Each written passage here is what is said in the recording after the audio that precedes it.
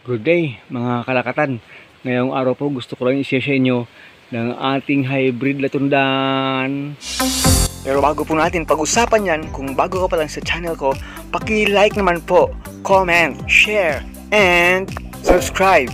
At huwag kalimutang i-hit ang ating button bell para ma-notify po kayo sa ating mga bagong upload. Ay nag-umpisa ng magbunga talaga, napakahaba ng kanyang puso mga ka-agri oh. Grabe ang haba oh.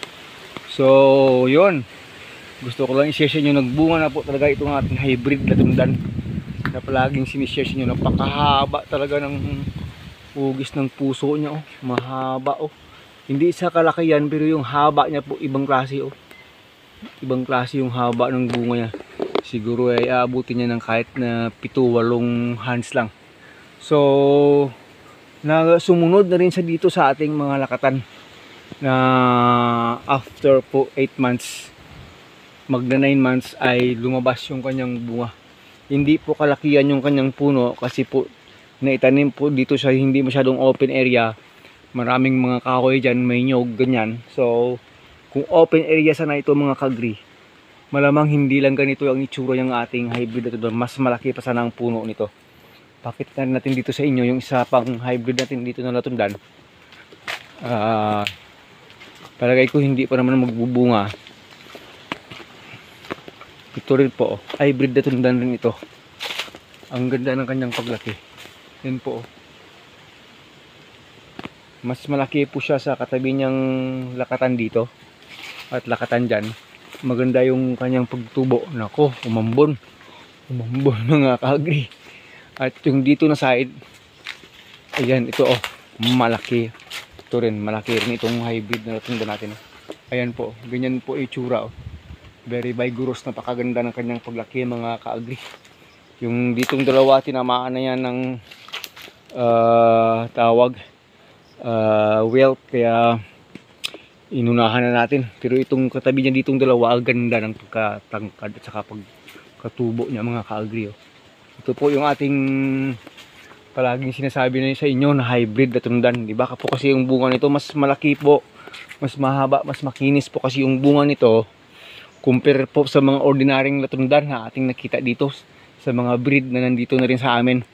Kasi nga bihira lang kasi ito na klase. Yung problema sa ngayon tungkol po sa mga latundan namin dito sa aming area, dapat ay nakatanim sa hindi sa plains. Mas maganda sana sa mga pilapil na area talaga. Ano siya, mahina po siya sa tubig. Talo po siya ng lakatan. Yung lakatan po natin malakas po sa tubig kahit na magkaka-flooding. Hindi po basta-basta tamaan ng wilt yung ating lakatan. Banchitap lang talaga yung mabilis pumasok dito. Pero yung ating latundan po, buti na lang hindi ito tinamaan na dito. Pag flooded po palagi dito sa ilalim, nako, ito mabilis po siyang tamaan ng wilt talaga mga kaagri. Yung biglang nag-yellow lahat, yung maganda naman yung dahon pero biglang yellow lahat yung dating dahon, hindi lang yung sa top, pati yung sa ilalim na dahon, biglang mag-yellow lahat yan. Yan po, wilt na po yung tumama. Yung sa according sa research natin, yun lang yung according sa research natin. Hindi tayo expert talaga na expert. Yun lang kasi nakita natin dahil nagko-compare po tayo ng itsura niya sa mga disease ng saging na makikita natin sa pagre-research po natin sa YouTube or sa Google. Yun po mga kaagri. So yun, tingnan nyo naman po oh. Masyadong matangkad po ito. Masyadong maganda, malaki. Yung puno nito ay segunda na lang kanina doon sa nagbubunga. Pero ito hindi magtatagal, magbubunga na rin ito. Pag ganito nakataas kasi masyado siyang mataas. Masyado ng ano yung dahon, ubos lahat ng palabas ng dahon. Hindi tayo magtatagal, magbubunga na rin po talaga ito mga kaagri. So we are happy to share to you. Ito yung kanyang follower. So pag maraming follower, eh di mag-i-expand rin tayo.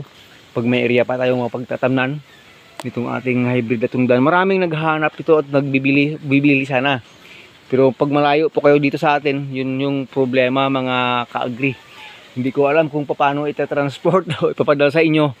Kung isa-dalawang puno lang, binibigay ko na lang dito sa amin, sinishare ko na lang. Kasi Gusto ko rin sanang dumami yan dito sa amin, pero mahirap po siyang padamihin talaga pag yung tinamnan mo ay nasa plain.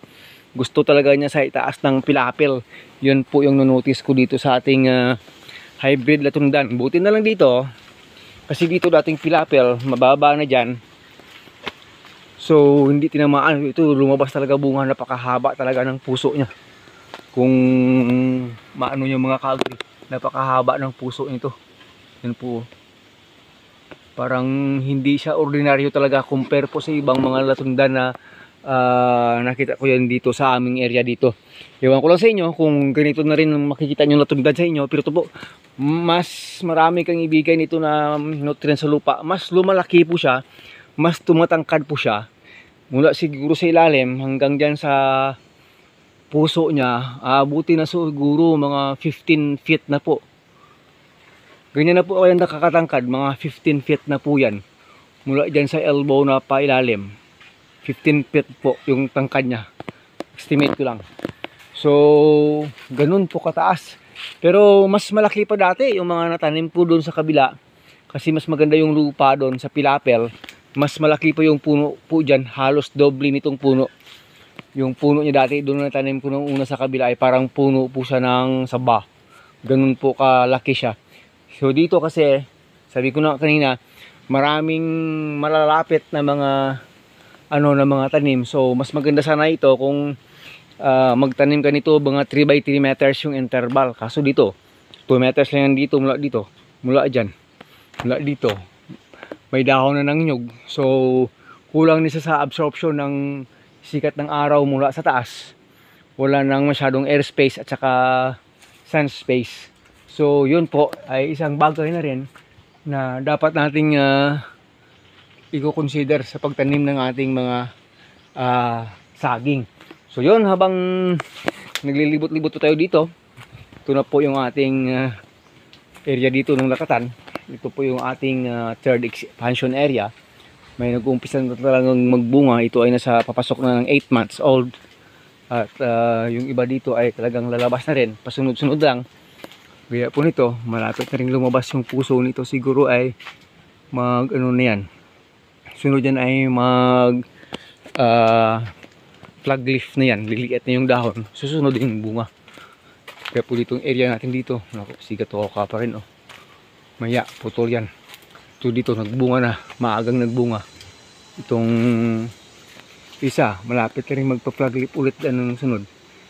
Yung isa dyan, nakatabi ng ating hybrid latundan. Ito, malapit na rin magbunga. Kumikli na yung dahon doon. Flag leaf na rin yung sunod. So, yun po. Ito pa yung isa nating lakatan na kinundem natin. Tinamaan po ito ng banchitap. So, kinundem. Binuhusan na natin yan ng suka, asin. At saka nang hindi masyadong tumama. Naghanap tayo ng mga herbicide. Kahit anong herbicide po, pwede eh. Pang herbicide sa palay, pre-emergence herbicide, pwede pong ilagay sa top. At saka yung iba po ay ginagamitan ng kawayan yan, yung mga stick ng kawayan na nakasok sa purong-puro na herbicide for 24 hours, tinutusok sa puno yan, patay yung mga may tama ng banchitap talaga mga kaagri. So yun, hanggang dito na lang po, hindi na natin patatagalin yung ating video. Nag-share lang tayo sa inyo na ang ating hybrid latundan nag-umpisa na talagang magbunga mga ka-agri. Hanggang sa muli, Agritech here. Sana po ay nakapagbigay ng encouragement sa ating mga magsasakang hilig magtanim. May puso talaga sa agrikultura.